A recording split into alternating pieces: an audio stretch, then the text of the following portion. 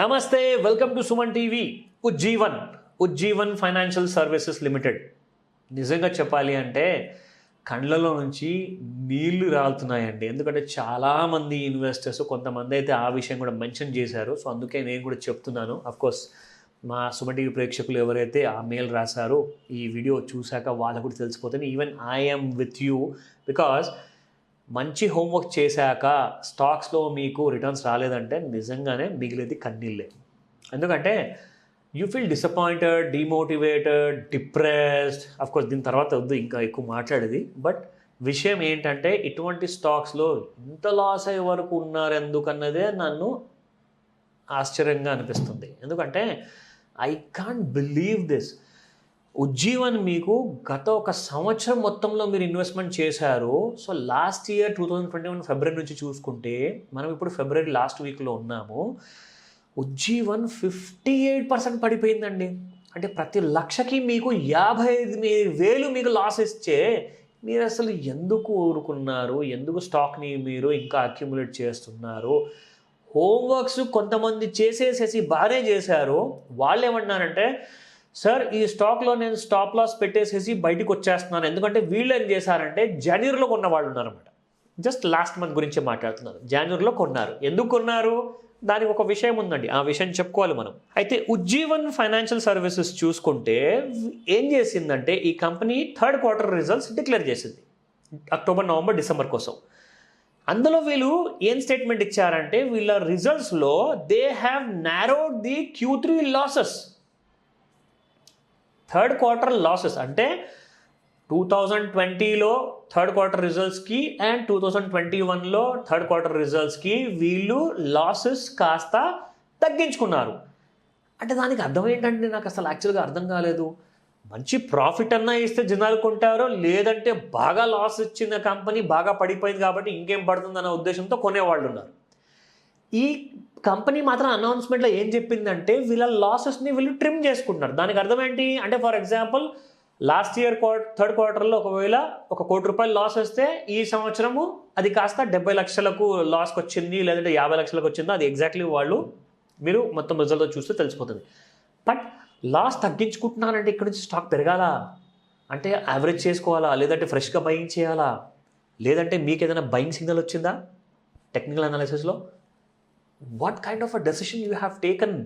ఎందుకు తీసుకున్నారు? దానికి ఒక స్ట్రాంగ్ ప్రూఫ్ ఉండాలి, బేస్ ఉండాలి. ఆ నాలెడ్జ్తోనే మీకు అవన్నీ వస్తుంది. సుమన్ టీవీ మనీలో, బిజినెస్లో అండ్ సుమన్ టీవీ ఎడ్యుకేషన్లో చాలా వీడియోస్ నాకు ఉన్నాయండి. Education videos highly educative and highly informative and worth watching them. అలాంటి వీడియోస్ని మీరు మళ్ళీ చూడండి, నేర్చుకోండి. ఎక్కడ తప్పు చేస్తున్నారో మీకు తెలుస్తుంది. అలాంటివన్నీ వదిలేసేసి మనము why are you getting carried away with all these sort of news? I just can't believe. ఎందుకంటే వాళ్ళు తీసుకున్న వాళ్ళకి కూడా లాస్ అయి మిగిలిందండి. ఎందుకంటే ఇప్పుడు మనం లాస్ట్ వీక్లో ఉన్నప్పుడు మీకు అందరికీ తెలుసు ఫిబ్రవరి F&O ఎక్స్పైరీ రోజున రష్యా వార్ స్టార్ట్ అయింది. సో ఈ వార్తో పాటు నెక్స్ట్ మంత్ మార్చ్లో మళ్ళీ US federal reserve interest rates పెంచబోతుంది. అంటే మార్కెట్స్కి ఇంకా నెగిటివిటీ ఇంకా అయిపోలేదు. సో మరి అలాంటప్పుడు ఈ స్టాక్స్ ఎక్కడ పడిపోవాలి, ఎక్కడ దాకా వెళ్ళిపోవాలి, అది మీరు నిర్ణయించుకోండి. స్టాక్ మాత్రం బుల్ ఆర్బిట్లో లేదు, బుల్ జోన్లో లేదు, బుల్లిష్ లేదు, స్ట్రాంగ్ లేదు. నెక్స్ట్ ఇయర్ 1 ఇయర్లో 2023లో స్టాక్ మొత్తానికి పెరిగేసి మీకు ప్రాఫిట్లు ఇచ్చే తొందరలో లేదు. So please understand, take your call. Exit అవుతారా, స్టాప్ లాస్ పెట్టుకుంటారా, లేదంటే పడిపోతున్న స్టాక్ని ఫాలింగ్ నైఫ్ లాగా ఇంకా క్యాచ్ చేయడానికి ట్రై చేస్తారా? ఆ తప్పులన్నీ మీరు డిసైడ్ చేయండి. బట్ నేను మాత్రం ఖచ్చితంగా ఈ విషయానికి ఒప్పుకోను. బట్ మీరు డెఫినెట్గా మీ హోంవర్క్ని ఇంప్రూవ్ చేయాలి. ఎందుకంటే this is not the way to kind of డబ్బులు తగలబెట్టేయడం అండి. 40%, 60% లాసెస్ ఏంటండి? Definitely not appreciable.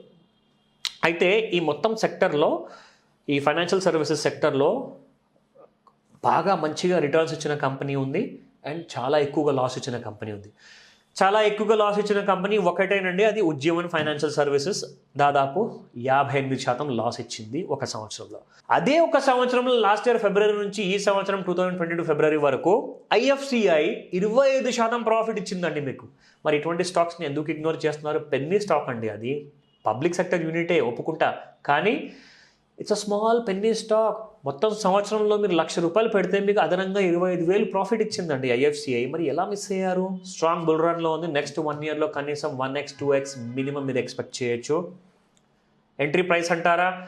Market strong కరెక్షన్స్లో ఉన్నాయి. చిన్న కైండ్ ఆఫ్ అక్యుములేషన్స్ చేయండి, చిన్న క్వాంటిటీస్లో బై చేయండి.